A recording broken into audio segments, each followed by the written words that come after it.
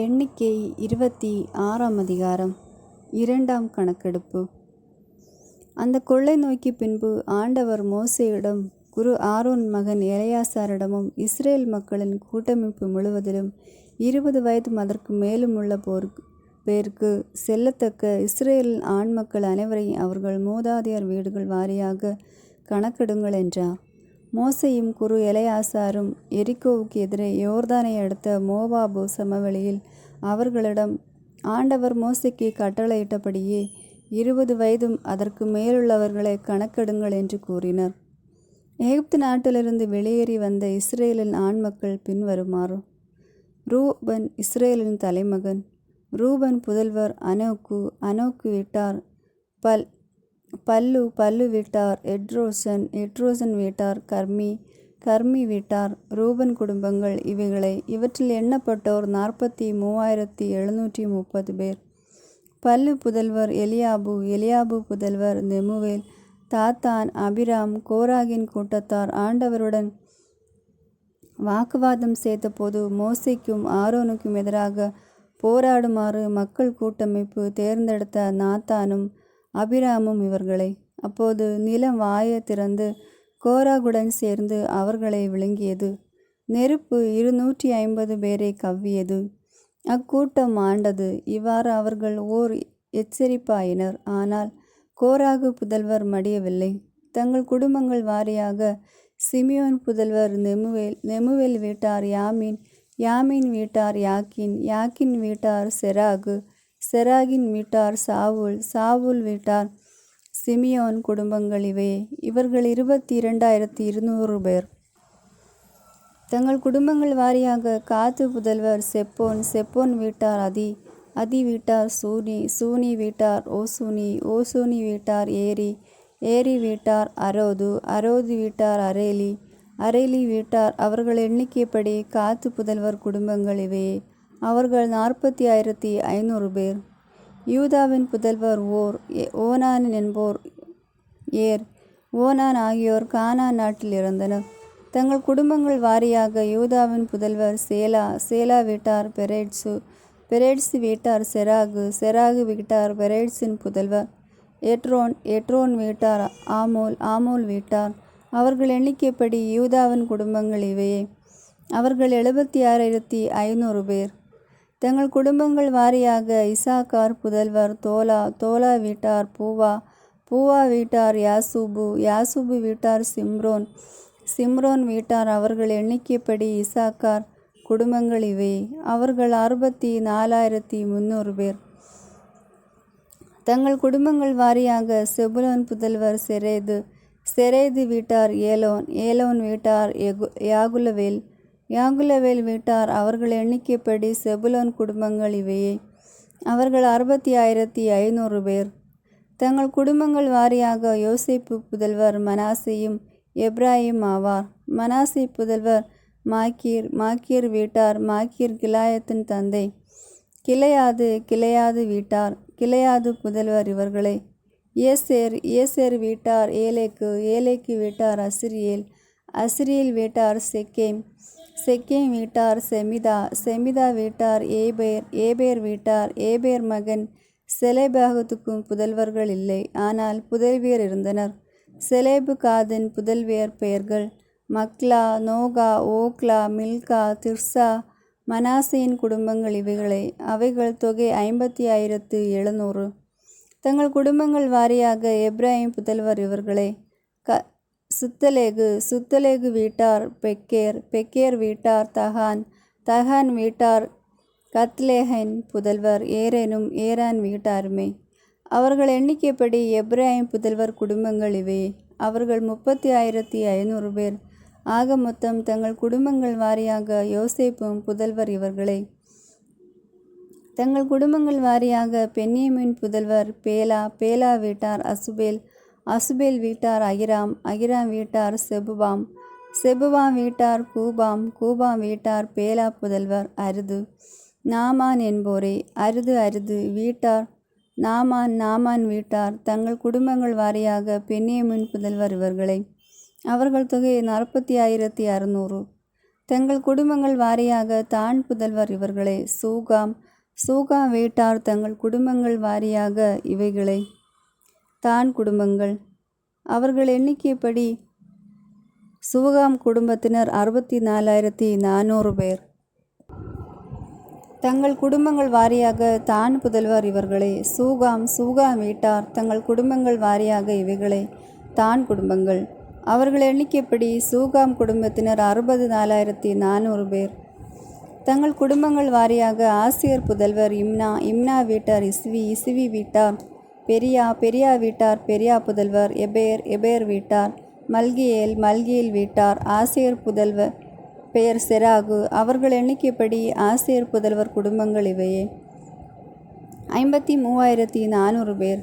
தங்கள் குடும்பங்கள் வாரியாக நப்தலி புதல்வர் யகுட்சேல் வீட்டார் கூனி வீட்டார் எட்சேர் வீட்டார் சில்லேம் வீட்டார். அவர்கள் எண்ணிக்கைப்படி நப்தலி குடும்பங்கள் இவையே. அவர்கள் தொகை 40,400 ஆக. இஸ்ரேலில் ஆண் மக்கள் தொகை 6,01,730. ஆண்டவர் மோசேயிடம் கூறியது, பெயர்களின் எண்ணிக்கைக்கு தக்கவாறு இவர்களுக்கு இந்த நாடு உரிமை சொத்தாக பங்கிடப்படும். குலங்களுள் பெரியவற்றுக்கு கூட்டியும் சிறியவற்றுக்கு குறைத்தும் நீ அதனதன் உரிமை சொத்தை கொடுப்பாய். ஒவ்வொன்றுக்கும் அதன் தொகைக்கேற்ப உரிமை சொத்து வழங்கப்படும். ஆயினும் திருவுளச்சீட்டு முறையிலே நாடு பங்கிடப்படும். அவர்கள் தங்கள் மூதாதையார் குலப்பெயர்கள் வாரியாக உரிமை சொத்தை பெறுவர். பெரியவற்றுக்கும் சிறியவற்றுக்கும் இடையே திருவுளச்சீட்டு முறைப்படி அதனதன் உரிமை சொத்து பங்கிடப்படும். தங்கள் குடும்பங்கள் வாரியாக எண்ணப்பட்ட லேவியர் இவர்களே. கேர்சோன் வீட்டார் கெகாதி வீட்டார் மெராரி வீட்டார். லேவி குடும்பங்களாவன லிப்னி குடும்பம், எப்ரோன் குடும்பம், மக்லி குடும்பம், மூசி குடும்பம், கோராகு குடும்பம். கெகாது அம்ராமின் தந்தை. அம்ராம் மனைவி பெயர் யோகபத்து. இவள் லேவி மகள். லேவிக்கு எகிப்தில் பிறந்தவள். அம்ராவுக்கு இவள் ஆரோன். மோசே அவர்களின் சகோதரி மிரியாம் ஆகியோரை பெற்றெடுத்தாள். ஆரோனுக்கு பிறந்தவர்கள் நாதாபு, அபிகு, எலெயாசார், இத்தாமார் ஆகியோர். ஆனால் நாதாபுரம் அபிகுவும் ஆண்டவர் முன் வேற்று நெருப்பை கொண்டு வந்தபோது கொல்லப்பட்டனர். லேவியருள் 1 மாதமும் அதற்கு மேலும் வயதுடைய ஆண்களில் எண்ணப்பட்டோர் 23,000 பேர். இஸ்ரேல் மக்களிடையே அவர்கள் பதிவு செய்யப்படவில்லை, ஏனெனில் இஸ்ரேல் மக்களிடையே அவர்களுக்கு எந்த உரிமை சொத்தும் தரப்படவில்லை. மேசையாலும் குரு எலெயாசாலும் எண்ணப்பட்டோர் இவர்களே. அவர்கள் இஸ்ரேல் மக்களை எரிகோவுக்கு எதிரே யோர்தானை அடுத்த மோவாபிய சமவெளியில் எண்ணினார்கள். ஆனால் சீனாய் பாலை நிலத்தில் எண்ணப்பட்டிருந்த இஸ்ரேல் மக்களில், அதாவது மோசேயாலும் குரு ஆரோனாலும் எண்ணப்பட்டோரில் எவரும் இவர்களிடையே இல்லை, ஏனெனில் அவர்கள் பாலை நிலத்தில் மடிந்து விடுவர் என்று ஆண்டவர் சொல்லியிருந்தார். எபினே புதல்வர் காலேபையும் நூன் புதல்வன் யோசுவாவையும் தவிர அவர்களில் ஒருவனும் மீந்திருக்கவில்லை. 27ஆம் அதிகாரம். செலப்காதின் புதல்வியர். யோசேப்பும் புதல்வரான மனாசே குடும்பங்களை சார்ந்தவர் செலெகாப்காத்து. இவர் மனாசேயின் மைந்தர். மாக்கிரின் புதல்வர் கிலியாவுக்கு பிறந்த ஏபேரின் மகன். இவருக்கு மக்லா, நோகா, ஓக்லா, மில்கா, திர்சா என்ற புதல்வியர் இருந்தனர். அவர்கள் வந்து மோசே, குரு எலெயாசார், தலைவர்கள், மக்கள் கூட்டமைப்பினர் அனைவர் முன்னிலையில் சந்திப்பு கூடார வாயிலர்கள் நின்று கூறியது, எங்கள் தந்தை பாலை நிலத்தில் இறந்து போனார். கோராகை சார்ந்தவர்கள் ஆண்டவருக்கு எதிராக கூடிய கூட்டத்தினர் அவர் இல்லை. அவர் தம் பாவத்துக்காகவே இறந்தார். அவருக்கு புதல்வர்கள் இல்லை. இப்போதும் தமக்கு புதல்வர் இல்லாத காரணத்துக்காக எங்கள் தந்தையின் பெயர் அவர் குடும்பத்திலிருந்து ஏன் நீக்கப்பட வேண்டும்? எங்கள் தந்தையின் சகோதரர்களிடையே எங்களுக்கு பங்கு தாருங்கள். மோசே அவர்கள் வழக்கை ஆண்டவரிடம் கொண்டு வந்தனர். ஆண்டவர் மோசேயிடம் கூறியது, செலப்காதின் புதல்வர் கேட்பது சரியே. அவர்கள் தந்தையின் சகோதரரிடையே அவர்களுக்கு உரிமை சொத்தில் பங்கு கொடுத்து அவர்கள் தந்தையின் உரிமை சொத்து அவர்களுக்கு கிடைக்க செய். நீ இஸ்ரேல் மக்களிடம் கூறு, மகன் இல்லாமலே ஒருவன் இறந்துவிட்டால் அவன் உரிமை சொத்து அவன் மகளுக்கு சேர வேண்டும். அவனுக்கு மகளும் இல்லையெனில் அவன் உரிமை சொத்தை அவன் சகோதரருக்கு கொடுக்க வேண்டும். அவனுக்கு சகோதரரும் இல்லையெனில் அவன் உரிமை சொத்தை அவன் தந்தையின் சகோதரருக்கு கொடுக்க வேண்டும். அவன் தந்தைக்கும் சகோதரர் இல்லையெனில் அவன் உரிமை சொத்தை அவன் குடும்பத்தில் அவனுக்கடுத்த உறவினனுக்கு கொடுக்க வேண்டும். அவன் அதை உடைமையாக்கி கொள்வான். ஆண்டவர் மோசேக்கு கட்டளையிட்டபடி இது இஸ்ரேல் மக்களுக்கு நியமமாகவும் விதிமுறையாகவும் விளங்கும். மோசேக்கு பதிலாக யோசுவா தேர்ந்தெடுக்கப்படல்.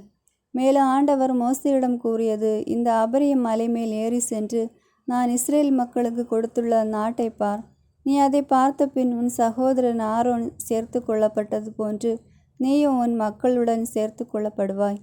ஏனெனில் சீன் பாலை நிலத்தில் மக்கள் கூட்டமைப்பு தண்ணீருக்காக வாக்குவாதம் செய்த பொழுது நீங்கள் அவர்கள் பார்வையில் என்னை புனிதப்படுத்தாதது என் வார்த்தையை எதிர்த்து கலகம் செய்தீர்கள்.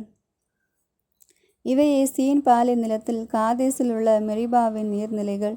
மோசே ஆண்டவரிடம், உயிருக்கு எல்லாம் கடவுளாகிய ஆண்டவர் இந்த மக்கள் கூட்டமைப்புக்கு ஒருவனை பொறுப்பாளனாக ஏற்படுத்துவாராக. அவன் அவர்களுக்கு முன்னே போகவும் அவர்களுக்கு முன்னே வரவும் வேண்டும். அவ்வாறே வெளியே நடத்தி செல்லவும் உள்ளே அழைத்து வரவும் வேண்டும். இதனால் ஆண்டவரின் மக்கள் கூட்டமைப்பு மேய்ப்பனில்ல ஆடுகளாக இராது என்றார். ஆண்டவர் மோசேயிடம் கூறியது, நூன் புதல்வன் யோசுவாவை தேர்ந்து கொள்.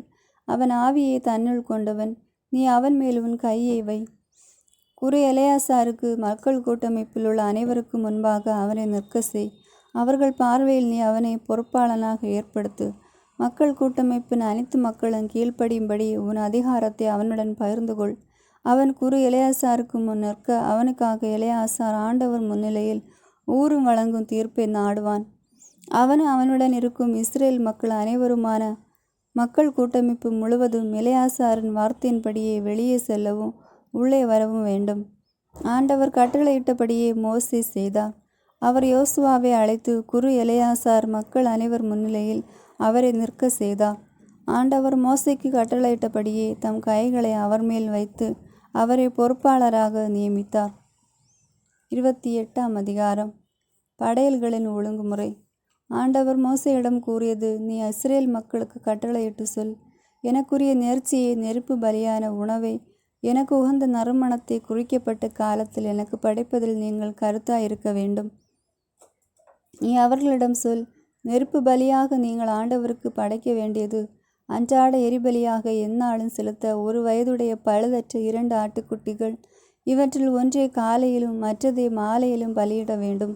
அத்துடன் உணவு படையலாக 20 படி மரக்காலில் 10ல் 1 அளவு மிருதுவான மாவை அடித்து பிழியப்பட்ட கால் கலையும் எண்ணெயுடன் பிசைய வேண்டும். இது எந்நாளும் செலுத்தும் எரிபலி. இது ஆண்டவருக்குரிய நெருப்பு பலியாகவும் உகந்த நறுமணமாகவும் சீனாய் மலையில் ஏற்படுத்தப்பட்டது. அத்துடன் ஒவ்வொரு ஆட்டுக்குட்டிக்கும் கால் கலையும் வீதம் நீர்ம படையல் நீங்கள் செலுத்த வேண்டும்.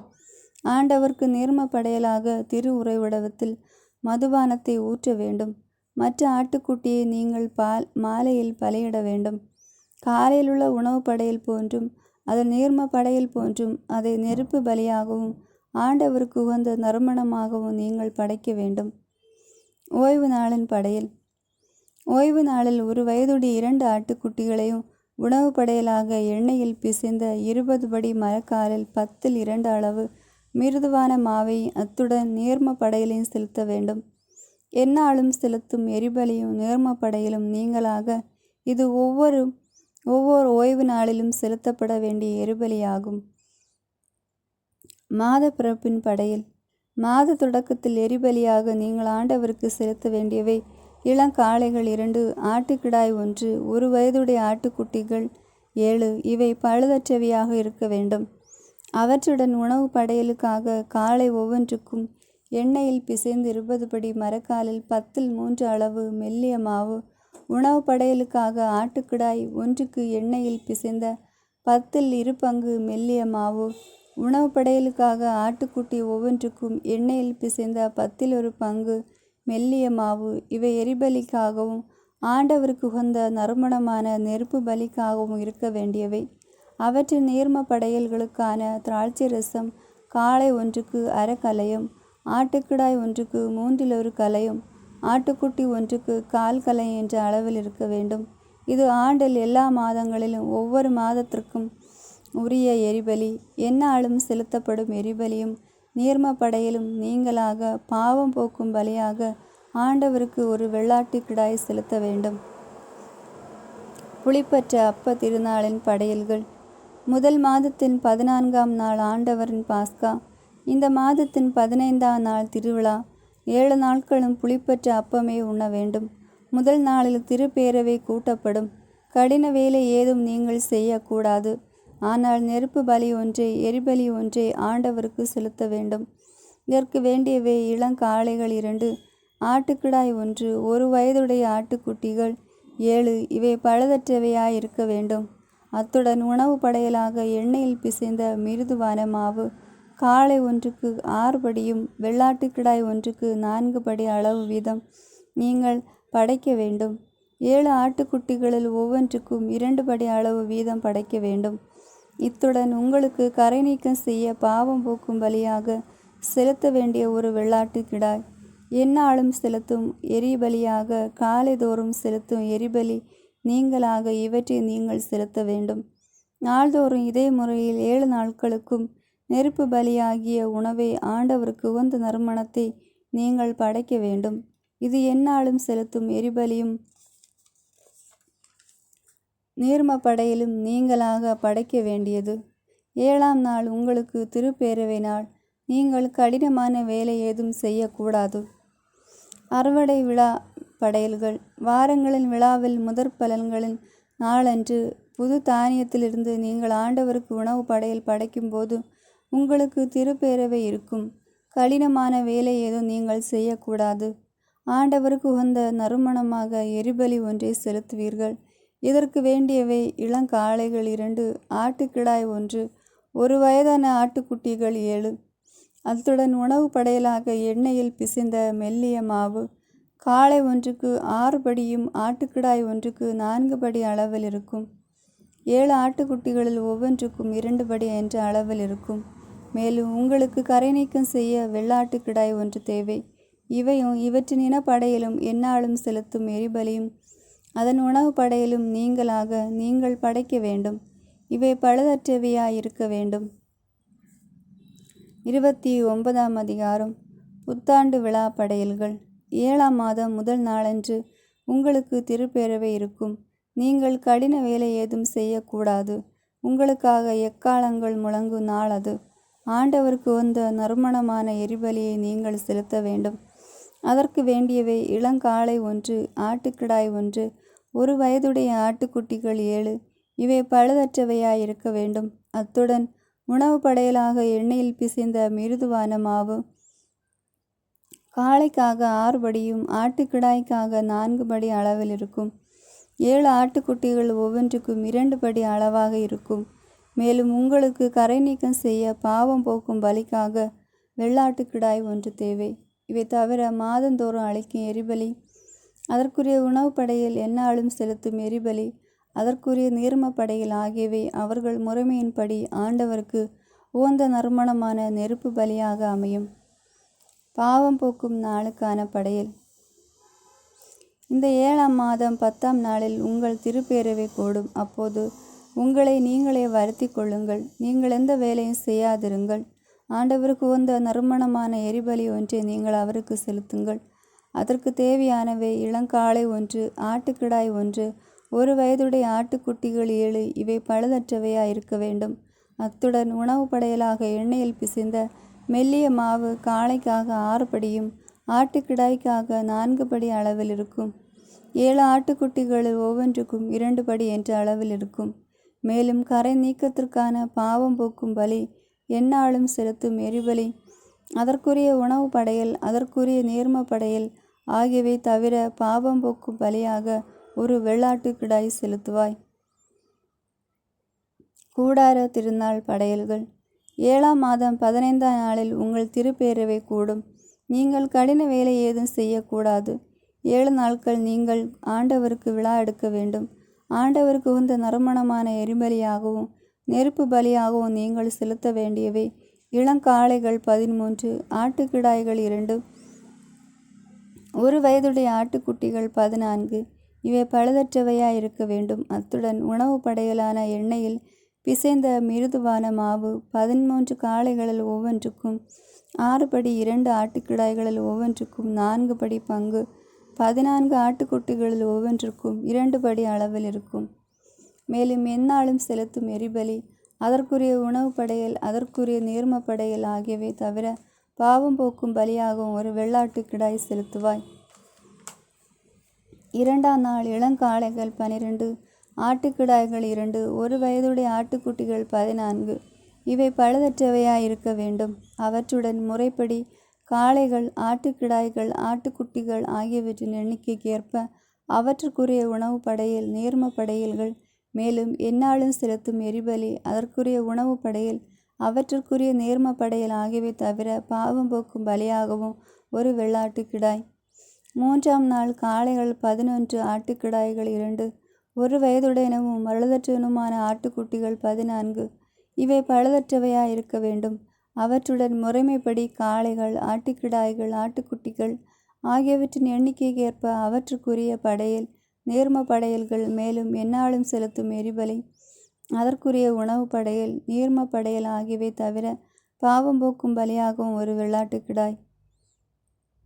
4ஆம் நாள் காளைகள் 10, ஆட்டுக்கிடாய்கள் 2, ஒரு வயதுடைய ஆட்டுக்குட்டிகள் 14, இவை பழுதற்றவையாய் இருக்க வேண்டும். அவற்றுடன் முறைப்படி காளைகள், ஆட்டுக்கிடாய்கள், ஆட்டுக்குட்டிகள் ஆகியவற்றின் எண்ணிக்கைக்கு ஏற்ப அவற்றுக்குரிய உணவு படையல், நீர்ம படையல்கள், மேலும் எந்நாளும் செலுத்தும் எரிபலி, அதற்குரிய உணவு படையல், அதன் நீர்ம படையல் ஆகியவை தவிர பாவம் போக்கும் பலியாகவும் ஒரு வெள்ளாட்டு கிடாய்.